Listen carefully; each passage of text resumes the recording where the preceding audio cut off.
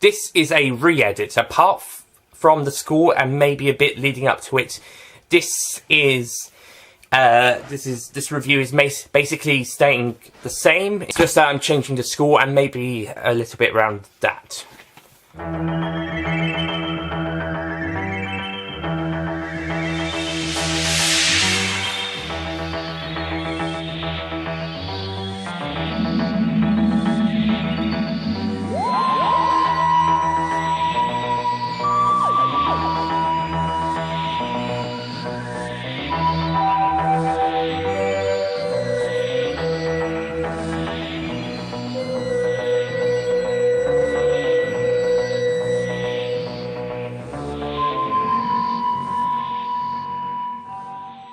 Hello everybody, Nick here. Now at time recording I've just done a positive review on two films. The Lego Movie 2, the second part, which you can see on my main channel, and The Help, which you can see on this channel.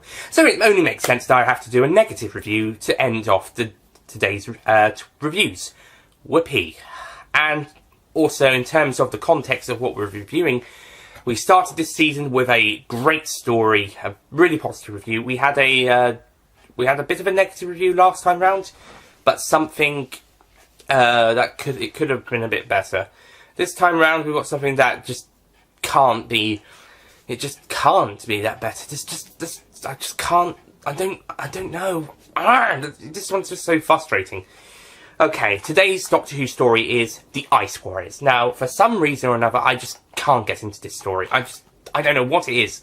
For starters, the Ice Warrior characters are very different to what we learn later on. In this TV, in this story, they're just bastards. They're monstrous, cruel, annoying. They're just typical run-of-the-mill, nasty aliens. By the time we get to the Seeds of Death, we finally get to learn a bit more about them. Or at least we get to see a bit more tactics. We get to see them act a little bit differently, at least.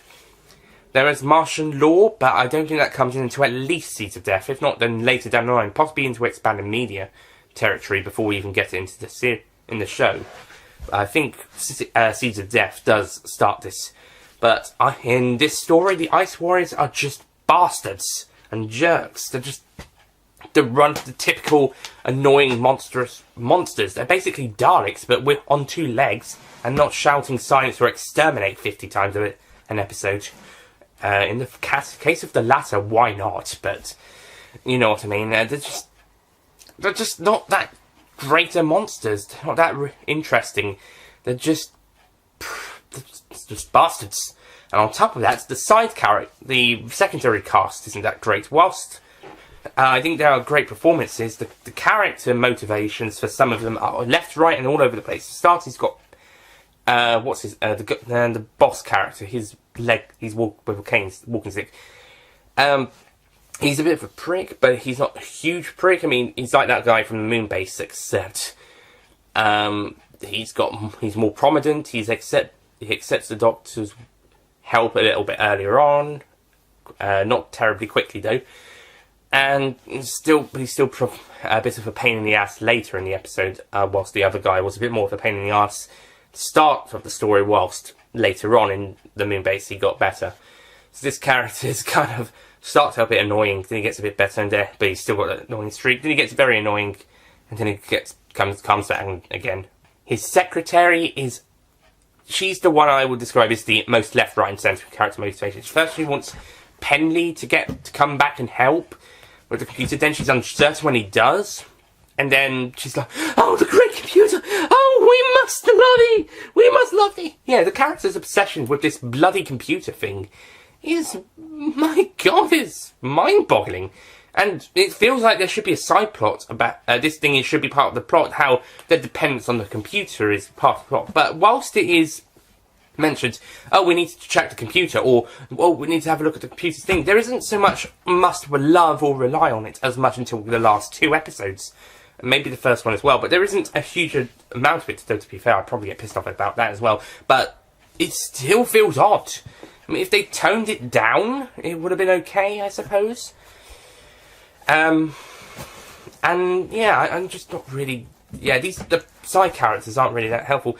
And Part 5 is one of the worst things that the show, at least in the earlier years, does. And it has 3 or 4 characters shouting all at once, and it goes on for a good couple of minutes before someone abruptly stops it by doing something dickish. And then it just stops, and it just sort of calms down, but the people are still in a bad mood.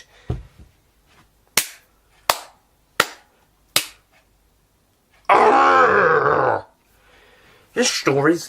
I don't know what it is. I can't like this story. I just can't. It's worse than the Macra Terror, in my opinion. And the Macra Terror, I just couldn't get into that one either. At least I'll give... with that, at least... the characters were dickish because there was a reason for that. This was the point. Here, well, maybe the Ice Warriors, but the humans... I also think it's worse than Underwater Menace. At least Underwater Menace had a fun villain. The Ice Warriors, no, they're just Daleks on legs, and worse. And not worse as in they're more evil. They're just dicks. Penley was a good character. I did like Penley, and I did see his reasonings behind stuff. Although the reason people were calling him defecting and stuff, I wouldn't say defecting. I think he just left. I think he was a pretty good character, and Peter Sellers does a great performance. He probably does the best performance of the entire story, besides Patrick Troughton, of course. With Razor Hines probably coming next, then the guy playing the leader. There's also another guy, a Scottish local. Well, I say Scottish. He sounds Scottish. He's there. He's all right for a bit. Yeah. Victoria, this is where she starts going downhill, in my opinion. At least for this story. She's captured by the Warriors. What's New Pussycat? And she's crying and scared, and I'll give props to Deborah Watling for doing a great performance. But, yeah, this is a very typical character trait.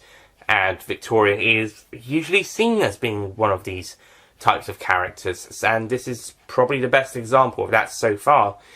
I mean, we have seen elements of that in Evil, and maybe bits in the other two, but not so much. I mean, in the last story, she used her ingenuity to escape, and in Tomb of the Cybermen, she also pretended to be scared by a Cybermat at one point to distract Captain. She used her ingenuity and her typical female character traits at the time, attitude, to help out in those situations, or to move the story along, or just find out stuff, or stop a villain. Here, it's your typical run-of-the-mill female character gets kidnapped and is scared / sad type of story, and is held hostage. Oh, whoopie-de-doo. Evil of the Daleks at least had a good, made it a test for Jamie to rescue, and Kimmel to rescue her. Well, yeah, the male character has to rescue the female character. Yes, but at least that was an interesting side of that story. This side, there isn't really anything interesting with it. Apart from when they have the Doctor as their prisoner and he's trying to interact with them. Since Power of the Daleks, by the way, I've been wondering how William Hartnell's Doctor would have taken these situations. How things would have been different under him. I'm certain he wouldn't take any shit from the Ice Warriors. Goodness, I would like to see Hartnell's no-nonsenseness come back in a future Doctor. Wait, John Pertwee's the next one. He's a little less nonsense taking than Patrick Troughton. Oh, good. In fact, I think we're almost halfway through Troughton's era. I think he's got 21 stories, and we've gone through 10. So we're almost halfway through his entire tenure. So, yeah, things aren't looking good for his tenure at this point in time. We're slipping a little bit. And once again, we're in a location where it's ice and cold and snow, just like the last story, Joy. And the one before that, I don't think Telos is the most warm places, and they had to go down to some ice-cold tombs. Oh, great! So this is the third story in a row where it's all cold. Thankfully, the next story is set partly in Australia and partly in Austria. At least in the former case, it's warmer. In the last case, it's at least warmer than wherever this is. or the Himalayas, or the tombs of the Cybermen. So Austria is at least, especially if it's near a volcano, it's at least warmer, and Australia even more so. And then they go to London, which is, it's cold, but it's typical London cold as opposed to bloody freezing. Same for Fury from the Deep, and when in space, it's in space, so it doesn't really matter. Yeah, I'm talking about temperature in these stories, but can you blame me? I mean, it's more interesting than the actual story. As for Jamie, he does okay, he does a good job. He gets injured by the Ice Warriors, and it does show that the Ice Warriors' weapons doesn't always manage to kill people, but it can do some serious damage. And the weapons themselves are really good, and great. And how that I'm glad that they keep using those in the following stories, at least up to in the classic series, in the new series, when the weapon is used, it turns people into balls for some reason. Yeah, that would make sense in Empress of Mars. Don't think he used the sonic weapon in. Actually, I think he used a sonic, not the sonic weapon, but a kind of a laser gun to attack the submarine spaceship. One of the Ice Warrior in that story, not spaceship, submarine. So maybe a weapon on the same lines as the one from Empress of Mars. But I prefer the sonic weapon that they have in the classic series and the Big Finish audios. In fact, I was listening to an Ice Warrior Big Finish story on the day before and the day of the episode viewings. And yeah, so I'm kind of Ice Warriored out, especially the Ice Warrior story from the two I've heard from Big Finish aren't that great. They're good, but that's not that great. One of them feels very Empress of Mars-y though. And the other one, okay, it's got some good backstory. I thought they were good, and as for this, but this story here that we're reviewing now is total frozen shit. Really, it's not really that interesting. I was bored more throughout this story than the Abominable Snowmen or any previous story from the last season. And 6 episodes really shouldn't have been 6 episodes. It should have been 4 at most. 4 at most. At least 2. I don't think it could have worked at 1, 2, unless it was twice as long. 2 episodes, I think. But 4 episodes. I think it should have been 4 episodes, not fucking 6. Jesus Christ, every story in this season, apart from the first one, is 6-parters, and not every one of them needs to be 6-parters. I think the next story is okay at 6-parters. I think the Web of Fear just goes a bit too long. Same for Fury from the Deep, but I can live with those more. Wind Space, same, but not as much. I'm not so much bored, and I find it's quite interesting. Abominable Snowmen, and this really shouldn't have been 6. That's a definitive fact. Especially this one. But at least Patrick Troughton does a brilliant performance as the Doctor, and there is a bit of stubbornness in his character that works with the Ice Warriors ones. At the same time, it is a bit annoying. So it's both a good and a bad thing. But I think the Doctor's character is still really good here, and Troughton does a great performance.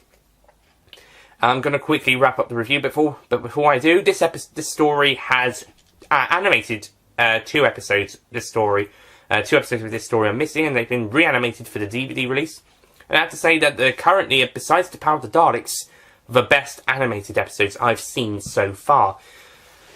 Oh boy, Kuros, you have done much better. Yes, it doesn't look perfect, but I do think it looks much better to what we had with Reign of Terror, and even to an extent to the 10th Planet in the Moon base. I think the animation is better than the Planet 55 ones. I do think the BBC Studio ones are slightly better though. I think just a little bit more. I think it manages to get character movements down. At least later on in Power of the Daleks it did. But I do think Queros do some great 2 animated episodes. So despite being animating 2 terrible episodes, they at least make it look good, unlike the Reign of Terror. However, the best animated episodes, in my opinion, or at least prior to rewatch, are still yet to come. There is still one more Patrick Troughton story that's got animated episodes that I think are the best animated episodes at this point, before rewatching them. And I will say now that is The Invasion, episodes 1 and 4 by Cosgrove Hall, who also did Scream the Shulker and The Infinite Quest. We've also got Sharda later down the line as well, which is a improvement on Power of the Daleks for BBC Studios. Maybe Macroterra will be as well. We'll see. So the best is still to come, especially if Macroterra is all same for Macroterra, I should say, if it is a slight improvement to Power and Sharda. So yeah, but as it's not out yet, it's still yet to come. But if you're watching in these orders and it's reviews out, then it's gone. And but in my case, it's to come. But yeah, so one thing I can say positive about this story is that it's got better. It's got 2 of the better animated episodes of the series.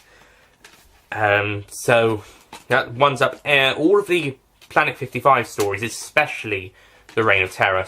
Even I think this is a worse story than Reign of Terror, but the animated episodes are superior to Reign of Terrors 2. Reign of Terrors were just fucking shit. The company got better for the later episodes that they had to do, but for those 2, this one pretty nice looking animated episodes, I'll say. So yeah. But those 2 animated episodes can't save this fucking piece of shit from being my final score. So, despite what I was saying about how much I loved the animation, how that did bump up the story at the time, thinking about it afterwards, despite some amazing animation, the story is just absolutely shit. So, I'm afraid it has to be that original 4 out of 10 score I was going to give it if it wasn't for the fact that the animation was amazing. So I'm going to give the Ice Warriors a 4 out of 10.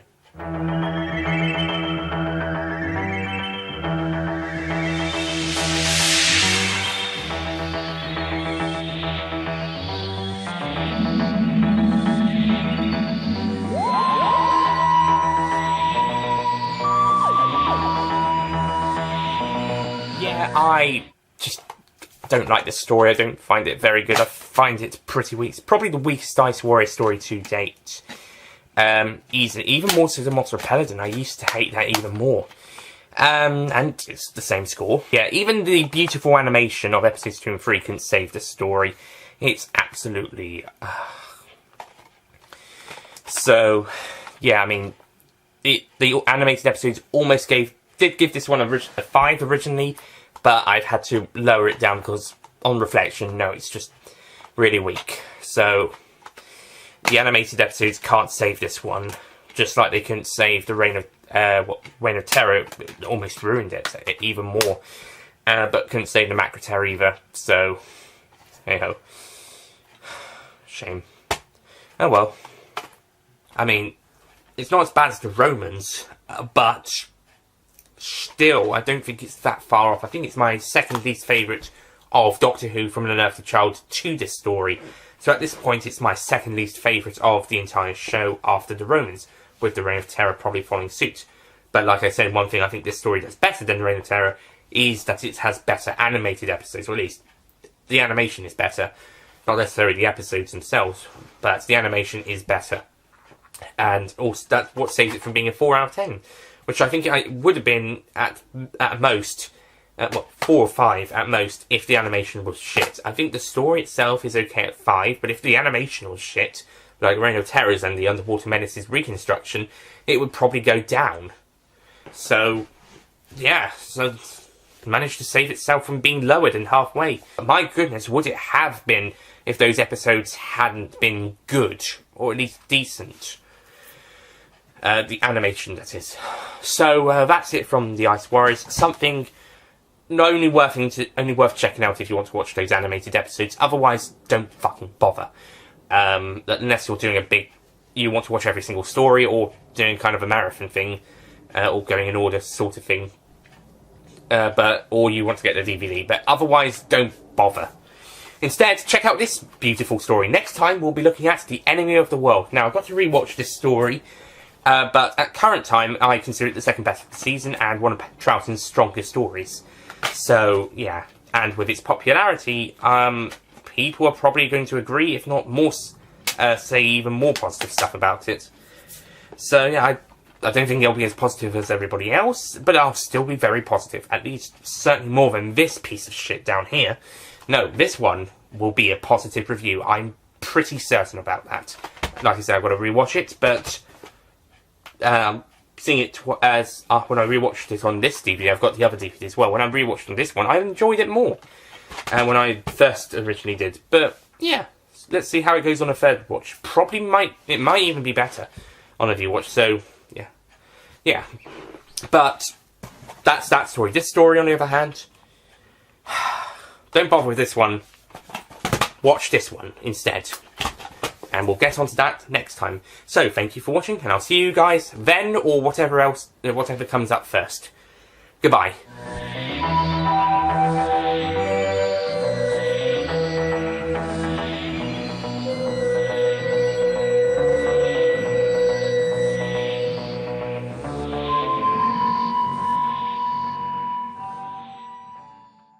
Don't forget to click below to subscribe to the official Nicholas Payne Retro YouTube channel.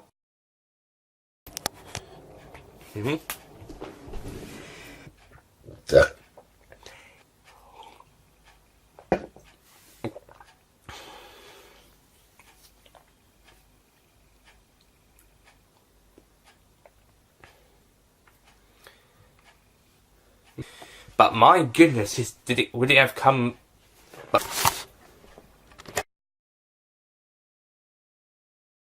My final score is 5 out of 10.